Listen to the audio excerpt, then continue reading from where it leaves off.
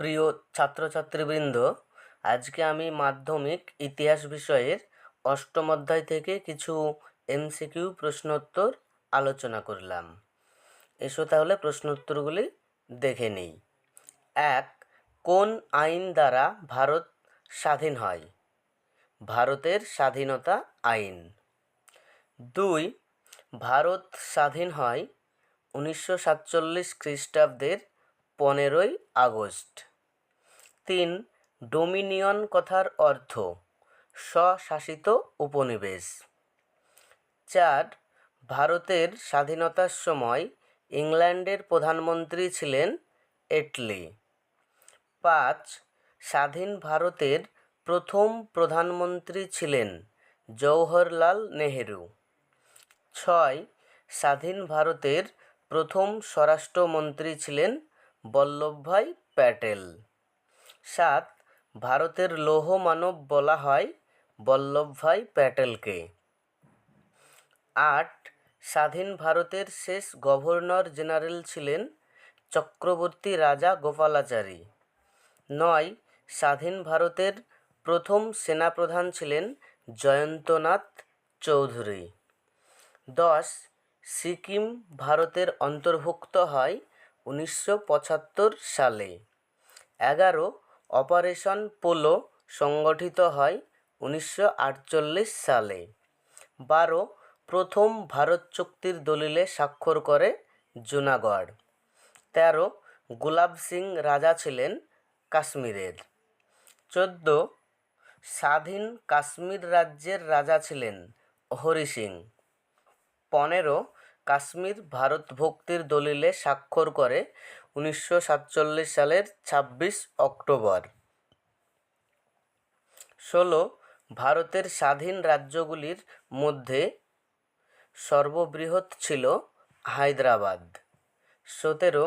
স্বাধীন ভারতের প্রথম গভর্নর জেনারেল ছিলেন লর্ড মাউন্টব্যাটেন। ১৮. মহাত্মা গান্ধী নিহত হন 1948 সালের ৩০ জানুয়ারি। ১৯. গান্ধীজিকে হত্যা করে নাথুরাম গডসে। ২০. হায়দ্রাবাদ রাজ্যটি ভারতভুক্ত হয় 1950 খ্রিস্টাব্দে। ২১.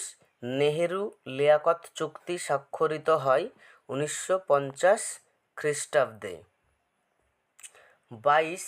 ট্রেন টু পাকিস্তান গ্রন্থটি লিখেছেন খুশবন্ত সিং। ২৩. স্বাধীন ভারতের প্রথম ভাষাভিত্তিক রাজ্য হল অন্ধ্রপ্রদেশ।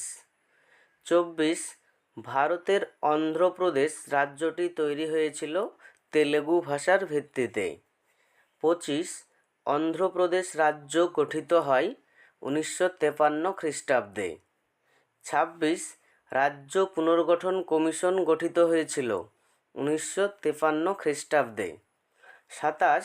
কোচবিহার পশ্চিমবঙ্গের সঙ্গে যুক্ত হয় 1950 সালে। ২৮. গোয়া ভারতভুক্ত হয় 1961 খ্রিস্টাব্দে। ২৯. হরিয়ানা রাজ্যের জন্ম হয় 1966 খ্রিস্টাব্দে। ৩০. সরকারি ভাষা কমিশন গঠিত হয় 1955 খ্রিস্টাব্দে। ৩১. রাজ্য পুনর্গঠন কমিশনের সভাপতি ছিলেন ফজল আলী। ৩২. ন্যাশনাল কনফারেন্স দলের নেতা ছিলেন শেখ আবদুল্লাহ। ৩৩. ভারতের সংবিধান কার্যকর হয় 1950 সালের ২৬ জানুয়ারি। ৩৪. পাঞ্জাব রাজ্য গঠিত হয় 1956 খ্রিস্টাব্দে। ৩৫. হায়দ্রাবাদের শাসক নিজাম নামে পরিচিত ছিলেন। ৩৬. LOC পুরকথা লাইন অফ কন্ট্রোল। ৩৭.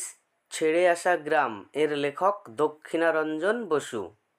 ৩৮. উদ্বাস্তু গ্রন্থটির লেখক হিরণ্ময় বন্দ্যোপাধ্যায়। ৩৯. সূর্য দীঘলবাড়ি লিখেছেন আবু ইসহাক। ৪০. সেদিনের কথা লিখেছেন মণিকুন্তলা সেন। ৪১. একাত্তরের ডায়েরি লিখেছেন সুফিয়া কামাল। ৪২. বর্তমান ভারতের রাজ্য সংখ্যা ২৮টি। এই হচ্ছে অষ্টম অধ্যায় থেকে কিছু গুরুত্বপূর্ণ প্রশ্ন উত্তর। পরবর্তী ভিডিওগুলি পেতে চ্যানেলটি সাবস্ক্রাইব করে পাশে থাকা বেল আইকনটি অন করে রাখো।